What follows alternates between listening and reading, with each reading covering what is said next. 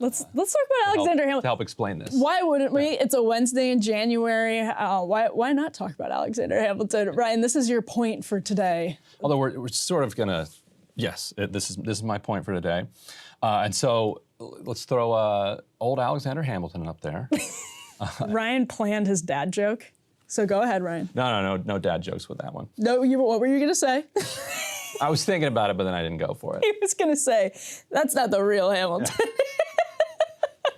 Even I know how to edit my dad jokes, though. That's good. That's good. Everybody knows they ought to read the Federalist Papers, right? Like we all know that. Yeah. But it's not. We'll get to it eventually. But today we're gonna help people out because we're gonna read a little bit of Federalist Papers number 30. So Alexander Hamilton, who wrote almost all of the Federalist Papers, it was supposed to be a joint project. The other guys just didn't do their assignments. didn't turn their work in. He also was the first Treasury Secretary, and so his views on the debt ceiling are important, not as both the first Treasury Secretary and also as one of the framers of the Constitution. And so we put up Federalist number 30 here, and I'll just read a couple of excerpts from this and get your take to see if there is any ambiguity here about whether or not the debt ceiling is unconstitutional. That's my take, that there really can be no such thing as a debt ceiling given our Constitution and our framework. And so Hamilton writes, the federal government, quote, must embrace a provision for the support of the national civil list for the payment of the national debts contracted or that may be contracted and in general for all those matters which will call for disbursements out of the national treasury. Money is, he says, with propriety, considered as the vital principle of the body politic, as that which sustains its life and motion and enables it to perform its most essential functions. A complete power, therefore, to procure a regular and adequate supply of it, as far as the resources of the community will permit, may be regarded as an indispensable ingredient in every constitution. From a deficiency in this particular, one of two evils must ensue. Either the people must be subjected to continual plunder as a substitute for a more eligible mode of supplying the public wants, or the government must sink into a fatal atrophy and, in a short course of time, perish.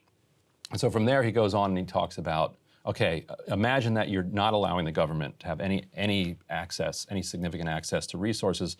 What happens when a war comes? So he writes, to imagine that at such a crisis credit might be dispensed with would be the extreme of infatuation. In the modern system of war, nations, the most wealthy, are obliged to have recourse to large loans. A country so little opulent as ours must feel this necessity in a much stronger degree. But who would lend to a government that prefaced its overtures for borrowing by an act which demonstrated that no reliance could be placed on the steadiness of its measures for paying? What he's saying there is that if you default on your loans, who's going to give you more money? Mm-hmm. What kind of a country could you be if people don't trust your word? Like if you're setting your economic foundation on the idea that at any moment you could just decide for some political reasons that you're not going to pay back your debt, then you're going to be cast out basically of the international scene. And the way he puts it is, quote, the loans it might be able to procure would be as limited in their extent as burdensome in their conditions. They would be made upon the same principles that usurers commonly lend to bankrupt and fraudulent debtors with a sparing hand at enormous premiums. So what he's saying is like, you're not going to get rid of debt. The United States is still going to borrow. But what it's going to do is it's going to go out and borrow and people are going to go, okay, how's 25% sound? And then that creates a cycle then because all of that's actually the cycle that Haiti got itself in because of the way that France basically came back at them. That all of their revenue, so something like 3/4 at some point of their revenue, was just going off the island to their creditors.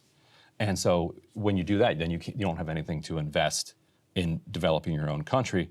And so it seems pretty clear just from that, and there's a little bit more we could get into. It seems pretty clear from that Hamilton, the designer, one of the designers of the Constitution, and the first Treasury Secretary, would scoff at the idea of a debt ceiling. Mm-hmm. That Congress could just say, you know what, we have appropriated money lawfully, but we are going to then separately say that you can't come up with the money in order to cover the appropriations that we lawfully created. Right. Hamilton be like, we're not running a government that way. That's not, like that's a joke. We're not doing that. And the argument from the right would be the debt ceiling was sort of lawfully, constitutionally imposed through the system of government. And what you're saying, though, I think raises the question of the 14th Amendment, which was a huge debate over the course of the Obama administration. Bill Clinton, actually, it was a debate in the Clinton administration. Clinton said, hey, I actually think, I've talked to my lawyers, I think this Clinton clause— was ready to blow right through it. Actually, we have that. Can you put up the final element? Yeah, there you go. The validity of the public debt of the United States shall not be questioned. That's the key part of it. Shall. Everybody who's into government will tell you the difference between shall and any other word. Like shall is the strongest word that you can write into law. It's like, that's it.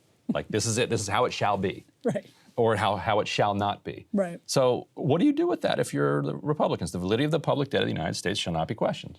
So then is the debt ceiling in opposition inherently to the 14th Amendment? Yeah, I think so. So, and your point about your intellectual, I think, heft from a framer of the Constitution, from Alexander Hamilton, gets into the idea as well, that this is not how— Hey guys, ready or not, 2024 is fully upon us now, and Sagar and I have been brainstorming ways that we can really up our game for this critical election. Yeah, we rely on our premium subs to expand our coverage, to add staff, to upgrade the studio. We just want to give you the best independent coverage of this election, which is possible. So if you can help us out, become a premium subscriber today, breakingpoints.com, or the link is down here in the description video. It really means the world to us, and if you like what we're all about, this is the best possible way to keep us 100% independent, working only for you.